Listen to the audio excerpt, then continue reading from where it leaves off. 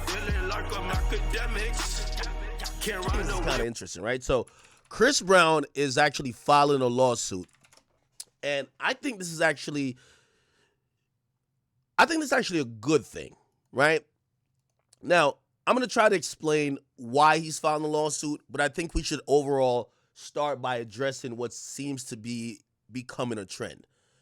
Rappers and people in the entertainment industry are clearly now utilizing some of the tools and resources at their disposal that previously people would judge them for doing. Like, for example, lawsuits. Now, I know somebody's going to think I'm going to try to make a weird Drake twist with this, but it's not.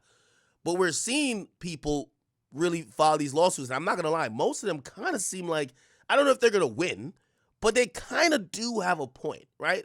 And by the way, I'm talking from even Drake's lawsuit, even if you want to say it sounds salty, cool.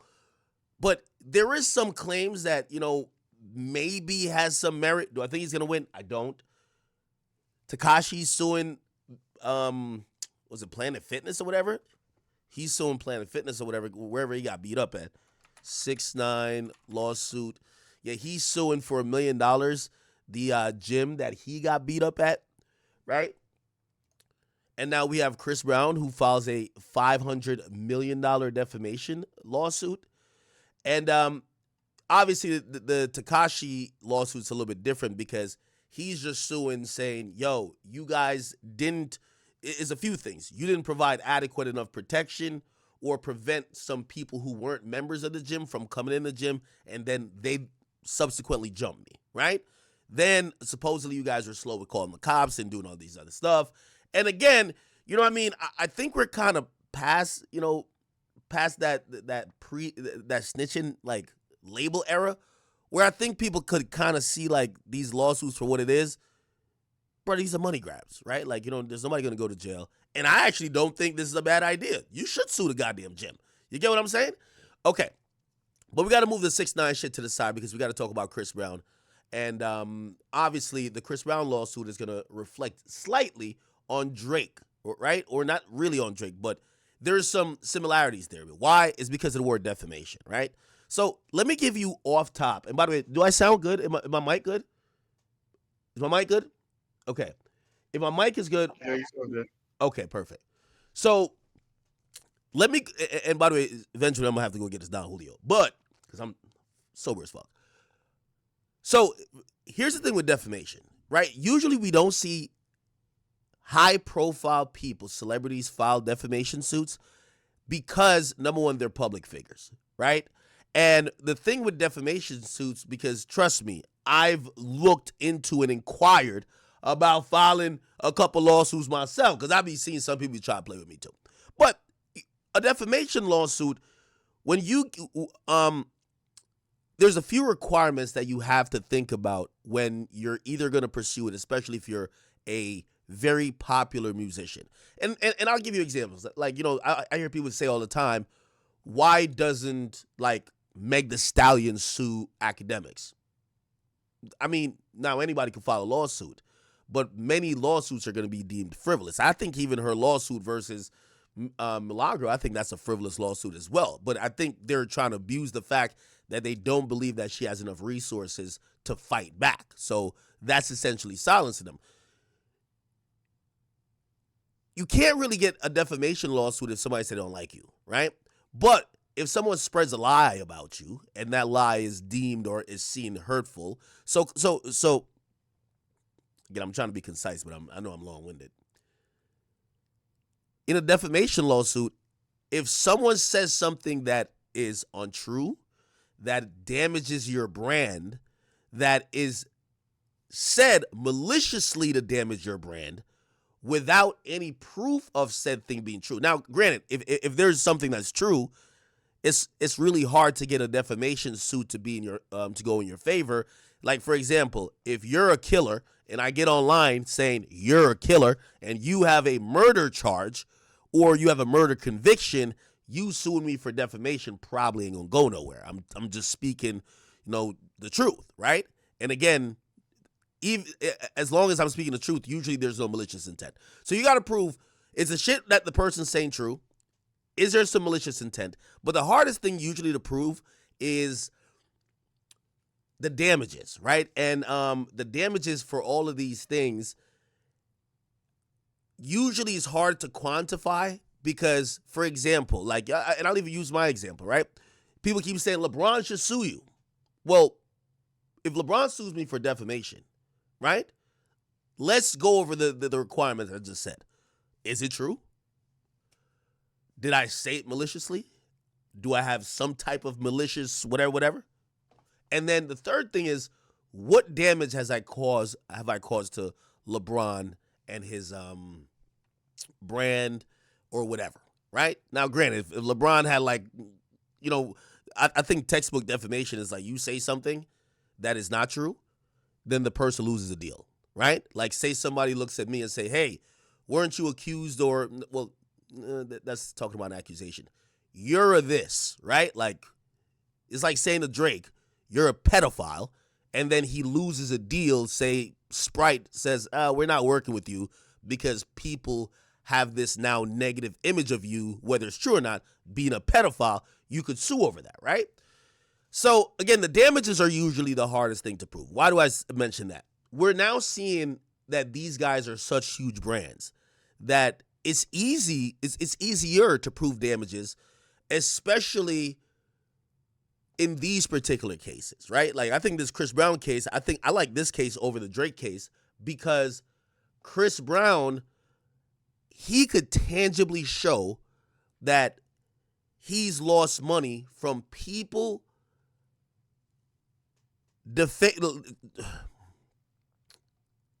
Chat, again, I haven't streamed in a while, and I like to be really concise with y'all, but it's not happening.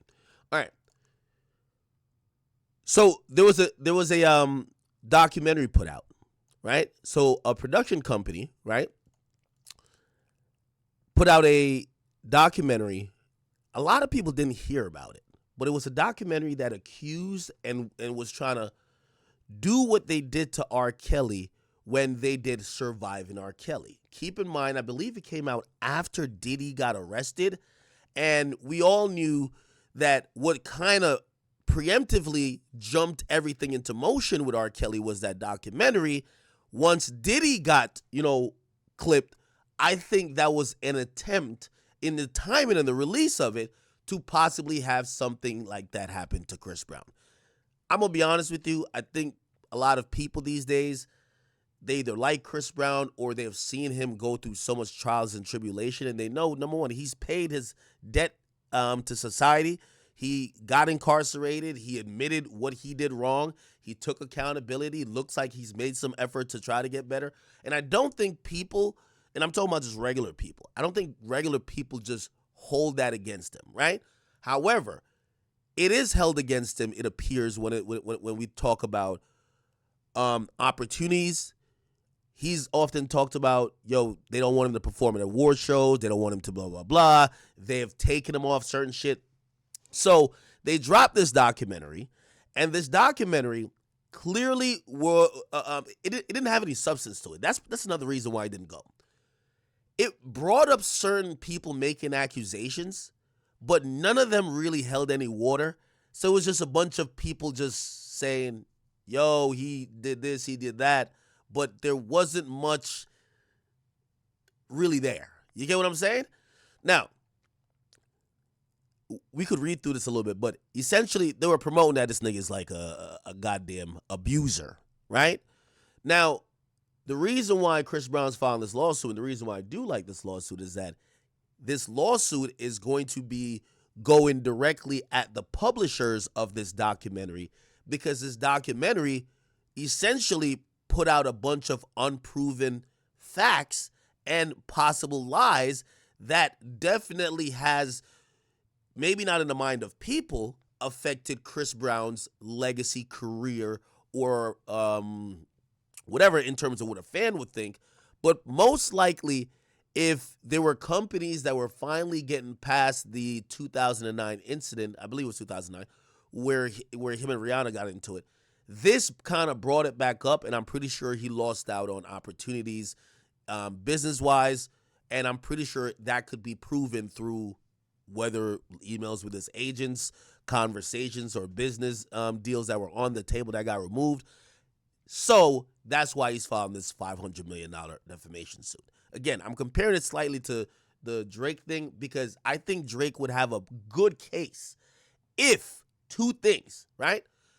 If Kendrick was just tweeting, if Kendrick was a streamer, I think there'll be a great case. I think Drake's case isn't as good because once you start to introduce art, you open up a can of worms that I don't even think you're ready and willing to deal with, right? Again, usually art in certain sense is a protected form of speech that, it's not meant as really just declaratory statements. It's meant as kind of expression. So if Kendrick had just like tweeted it and he sued him, I would completely think that Drake would be probably going to win that, right? Because it's music, that's why I'm like, Then the second thing is, I think that Drake's lawsuit, I don't really like it because he not suing the nigga who said the shit. If you're going to sue, you got to include everybody. You should put the engineer. Mustard should be getting sued, okay? Mustard on the lawsuit, okay? That's what really should be happening. Mustard should have got sued. Kendrick should have got sued. Now, again, I don't like the suing for music, right? And I still think that's not going to pass. But that's where I'm seeing the differences between this Chris Brown lawsuit and the Drake lawsuit. The Drake lawsuit, I think Drake was trying to keep his cool and be like, all right, I'm trying to keep his cool in rap, which about to completely backfire. I'm not suing Kendrick. I'm suing UMG and hoping that people would be able to differentiate the difference and kind of root for him. Instead, everybody just said, yo, this is weak, right? Chris Brown's lawsuit, I think, is very well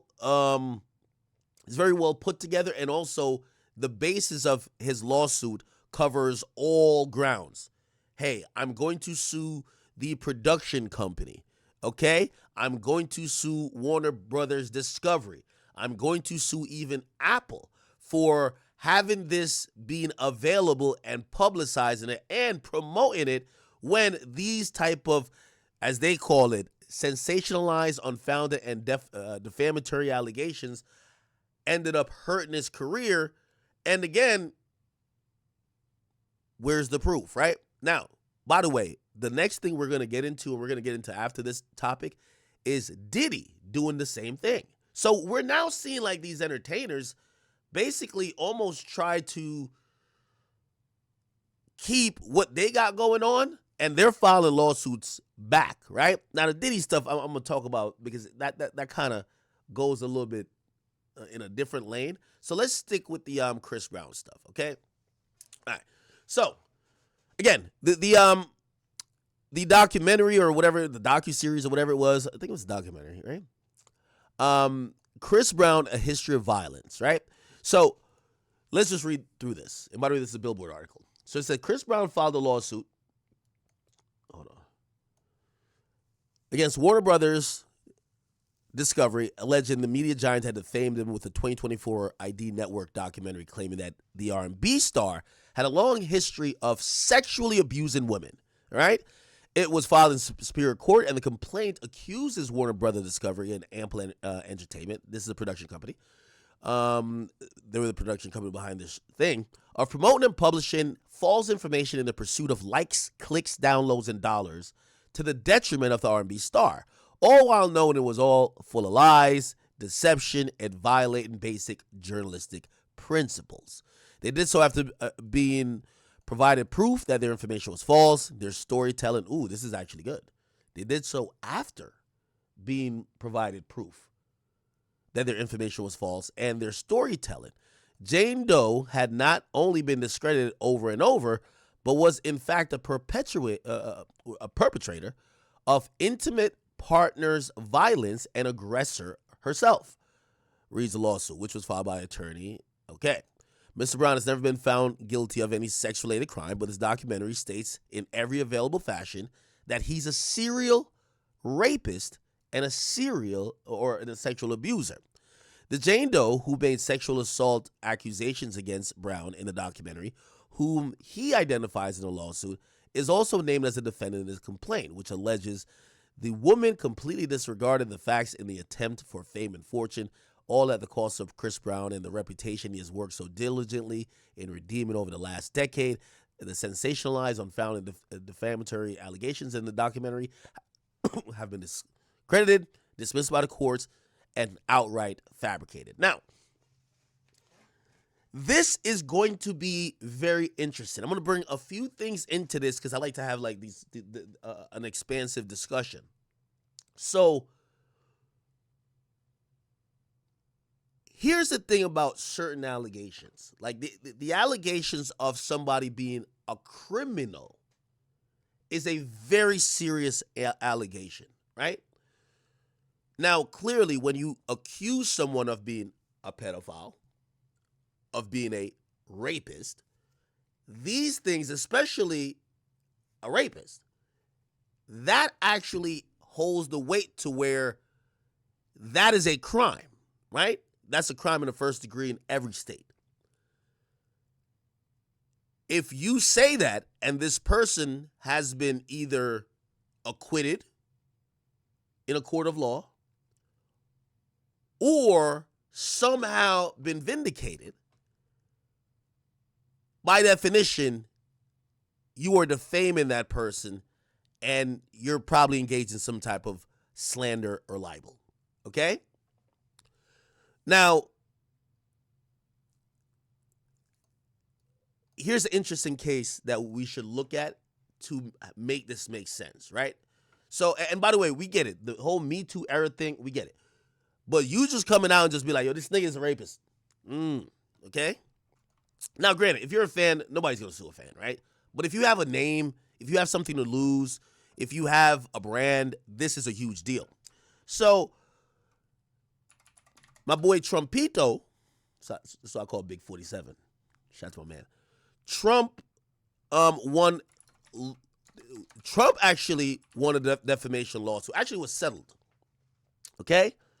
So, I don't know if you heard about this. So, everybody knows, well, not everybody knows, and I'll go through it. Okay.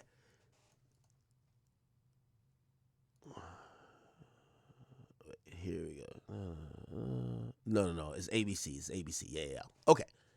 So ABC settled a defamation lawsuit with Trump for $15 million, right? Why did they settle with Donald Trump? Now, it's a very fine line, and these are actually credible journalists that made this mistake. So look, ABC paid $50 million to Trump in his defamation suit against the network and against specifically anchor George Stephanopoulos, okay? The settlement was filed publicly and revealed that the network is going to pay $1 million to Trump's attorneys and they'll issue an apology. Now, this is why they did this whole thing happen. They'll issue this following statement as an editor note, says ABC News and George Stephanopoulos regret statements regarding President Donald J. Trump made during an interview by George Stephanopoulos with Rep. Nancy Mace on the show on March 10th. So, I'm trying to give you the short of it. So Trump filed the lawsuit, and it basically said that ABC's journalists defamed him when the anchor said 10 times. And now you got to remember, damages are a little bit easier proven because this person has a platform. ABC's a huge network, and this guy's a journalist. So the anchor said 10 times during a on-air interview with a GOP rep, Nancy Mace, that a jury had found that Trump raped a woman, right? Now, the woman had alleged that Trump raped her in a department store in the mid-1990s and that he defamed her, right, when he denied her claim. Trump has denied her. Okay. So in 2023, a jury found that Trump, and this is really interesting. So in 2023, the jury found that Trump sexually abused the woman, sufficient to hold him liable for battery, but it found that Carol No, though it did not find that Carroll proved he raped her. Now, this is the finest of line. They're saying that he sexually abused her, but he did not rape her. That's what was found in, and by the way, this was all in a civil proceeding, right? Because Trump was never criminally charged or even litigated with these facts or these allegations. So Trump lost that lawsuit, but in the lawsuit that this journalist kept referring to, right? So basically, this journalist, George Stephanopoulos, he kept saying Trump raped this girl, right? He says, and he was pointing to this case. He said, according to the 2023 case, Trump raped the woman. Now, again, the jury found that Trump sexually abused her, but it did not find that Trump raped her. So this journalist is misquoting what actually happened in a civil proceeding. Now, we all know, and I was going to say R word, but if it gets flagged on YouTube, it is what it is. We all know rape is just like, it just jumps off the fucking page, right? So it's not really an easy case, but the journalist was wrong, right? And again, rather than going to, trial, they basically awarded or came to a settlement to pay Donald Trump $15 million, all because during one interview 10 times, a journalist for ABC News essentially misquoted what actually happened during a civil trial. The jury found Trump sexually abused the person, not rape. So calling him a rapist means you're lying, and then the damages are easily proven. And also, if we want to talk about maliciousness, ABC and that particular journalist, they lean towards the other aisle. So that could have not only affected Trump and his businesses, also his ability to run for president again. So they just paid the man, okay, $15 million. Now, I had to go with that sidestep to kind of show you how very thin the line is between sometimes talking about what you're alleging versus saying something that's declaratory, where you're saying this person is this, right? If the journalist has said, well, Trump was accused of this, right? He's probably good, right? However, this person was saying Trump has been proven to be this. And that's where he fucked up, right? So as we get back to this Chris Brown lawsuit, what's probably going to be really important is in this documentary, while this woman is laying out her claims, that's not illegal, right? Or not necessarily illegal, but that wouldn't be considered, well, let me not speak for that, because who knows? But her making accusations versus how the documentary took place and how they probably serve up these accusations could be on its face defamatory. But again, I kind of skimmed over the documentary. The shit was whack. I don't know if there's anything, and we got to see what specifically they're saying that these people said that's definitely defamatory. Okay. So, again, we show how thin the line is in terms of if you're a company that's making these allegations against someone, especially that someone's a sexual abuser, a serial rapist, right? Look, like you want to call somebody a serial rapist, you better got some proof, right? All right. Okay. Here we go. So the lawsuit further alleges that the Jane Doe filed a frivolous civil lawsuit against Brown in 2022, in which he accused him of sexual battery and assault, but that her claims were determined to be entirely fabricated, leading to the withdrawal of her attorneys and the dismissal of the case. That same August, after a Miami police detective uncovered text messages that exposed her dishonesty. Now, I remember this. Chris Brown accuser text messages. So there were text messages. So this woman was saying that Chris Brown sexually assaulted her. People were taking it serious for a bit until we saw this. And Chris said, no more dragging me through the mud. Hold on, let me just wait for this to go. And he posted the messages. Apparently a detective got it. I don't know how Chris got it, but Chris posted them to show that this woman had no credibility and it was lying. You get what I'm saying? Here we go. So it says, no more dragging me through the mud. Clearly you could see all the cap. Now let's see if the media will keep the same energy they had trying to destroy me. Now, granted, again, this is what I'm saying. Chris got a great case. Obviously, he's not suing necessarily over this, but this is all lead up to platforming this woman later, right? Like, this woman has been proven to be not that credible. Anyway, to run the real story, me and my team are taking legal action, which clearly he is now, on the situation. You don't play with people's lives like that. Thanks, Team Breezy. Now, listen to this. Well, what time is it? Put the time and date. Well,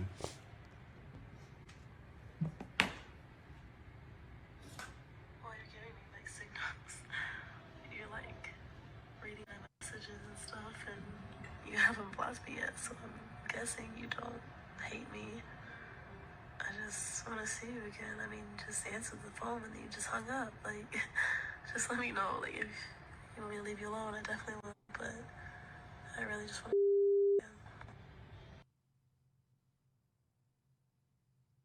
Okay. Now, so another one of the text messages, I wanted to show you the full text, but okay. It says, there was a timestamp where she says, you know full and well I wasn't pressing you about no dick. You told me to stay, then you gonna try to play me? Nah, that's crazy. I don't deserve it, but you got it. Even if you hear this video or this like audio message mixed with this text message of her saying, yo, you know, like she's trying to fuck the nigga. You get what I'm saying? Hold on, let me see if I could. All right. Here they were, right? Okay. Rolling Stones. Okay, baby. Okay, got it. Perfect. What the fuck? Okay.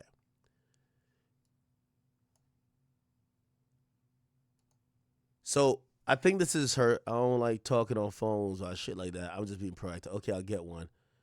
So I didn't. Oh, I guess this is Chris Brown. I definitely didn't bust inside you. Niggas was just hella faded, so I wanted to be sure. Okay, babe. That's fine. I want to fuck you tonight at midnight. Where you at? Babe. Then there was another one. There was, yup, where you at? Home. I live in Hollywood. Word. Let's link later today. Your place or mine? Mine, probably. That's what, I guess this is Chris Brown. LOL bet. You got E? So she's asking for drugs. Right? And we all know the cocktail pause, no pun intended, of what we see in all these accusations is usually women who are saying, I just randomly just showed up at this guy's crib and he just starts feeding me drugs and then he just viciously raped me. So her claims kind of look crazy when you're asking for drugs and you're asking for dick. Goddamn. She said, you got E? I didn't get to take it the last time we met. And said, nah, they was my homies. I don't be getting lit unless my homies got it. And then she says, okay, I guess we chill tonight? He says, I'll try to find some. What are you doing? What's up? I just had some shit to handle yesterday. Where you at right now? Why, what's up? I wanted to come over. I'm bored. Make some time for me tonight. Sorry, fell asleep. And no, I'm on my period, shaking my head. And I have a question. Do you just be wanting to fuck me? Or can we hang out like on some chill shit during the day? You know what this is, man. This is a sneaky link, late night ting. You know what I mean? This is one of them joints that you just, come on, you know what time it is, right? All right. You just want to fuck. I just want to know my role. If you asking that question, you know your goddamn role, okay? Okay, never mind. Okay, there was some more messages too. Then she sent this message. Missing you. You were honestly the best dick I ever had. I just be wanting again. Why are you playing with me? You know full well I wasn't pressing you about no dick. You told me to stay. Essentially, you kind of get like the whole drift, man. Like this is a bird, right? Cool. So essentially, after she made that claim, the police quickly realized, yo, shorty, you're begging for cock. Like, what's going on with you? You get what I'm saying? And they essentially dropped their investigation. They're like, yo, this is going nowhere fast. I think she files a lawsuit, and then when she files a lawsuit, a lawyer, money-hungry lawyer's gonna be like, we're suing Chris Brown, let's go. Then they kind of look into it. They were like, it's kind of bullshit too. Her lawyers kind of fall back and fall out of this situation. And then obviously, it's a sloppy case. It got dismissed. You get what I'm saying? Okay, cool. All right. So despite all that, right? The documentary still portrayed this woman as credible and ignoring her lack of veracity, which is truthfulness. Later in the complaint, Brown's attorney breaks down Jane Doe's alleged history of violence and erratic behavior, so they did a little bit of research on her. That should have raised red flags for any responsible journalist.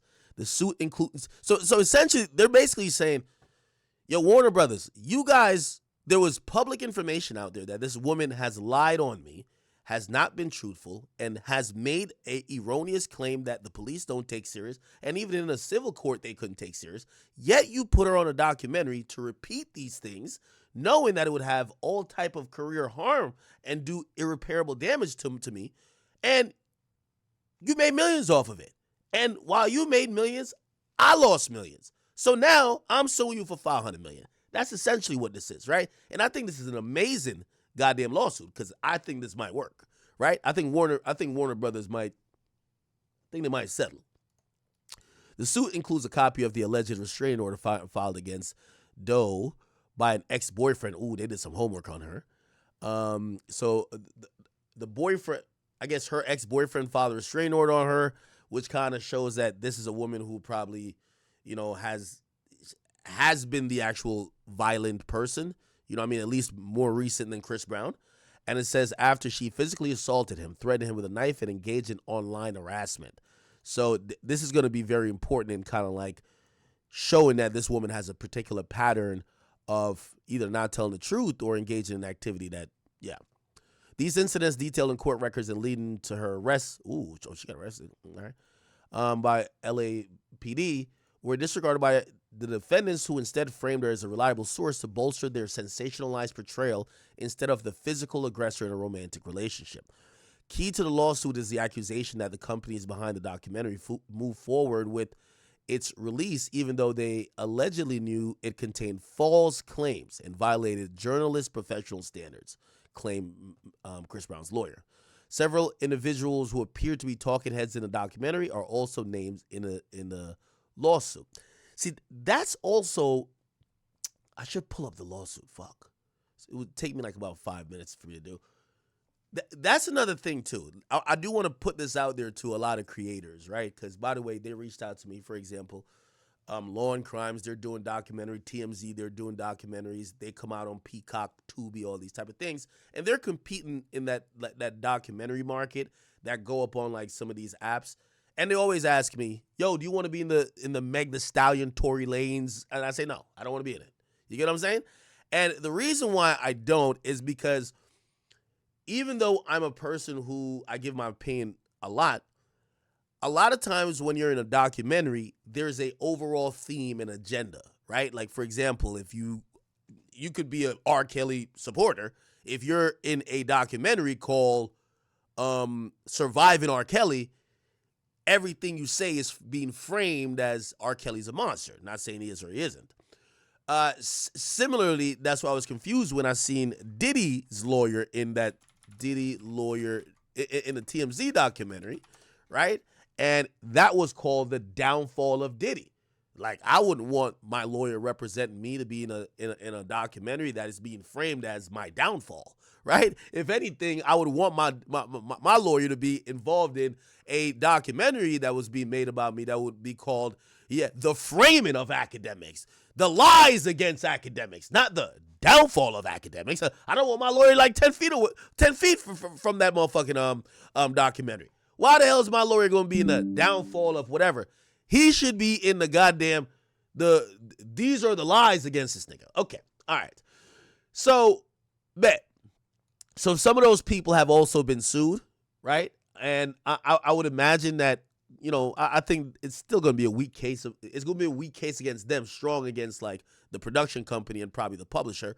But what this is usually a strategy at is using these people, like probably hitting them up and be like, hey, listen, we don't want no money from you. We want $500 million from Warner Brothers or whoever, whatever the biggest company is, right? And why did I think it was Apple? It's Ample. Oh, my bad. So it's Warner Brothers. They're the biggest company in this. Okay, man. So what's probably going to happen, they're going to hit up, and by the way, they did this in the Diddy case a lot. They would hit up the people who were also sued and said, hey, if you just give us a statement about how they procured your services for this documentary, which we could use, basically by saying, hey, they offered me $5,000 if I could do an interview to just say how Chris Brown is a monster, right? That helps Chris Brown's case, so that's why probably he's put those people in the lawsuit, right? So again, I think this is one of the better lawsuits that we're gonna see, and I actually believe that Chris Brown has a legit chance of winning. And in the sense of, I know people have been having a conversation, should people be filing these lawsuits? I think this is a very valid lawsuit to file. And I think here's the thing too that's also different from the Drake lawsuit. I think the majority of people are going to be behind Chris Brown with this, right? I think this is something that we realize, was very predatory, because it's been 10 years of Chris Brown going through damn near hell, being dragged through the media every time they bring him up in whatever type of, whether it's E! News or any of these publications, especially the mainstream ones, they always say or reference the 2009 incident where he was arrested for, the violent incident with Rihanna. So that's important, okay? Now, as we speak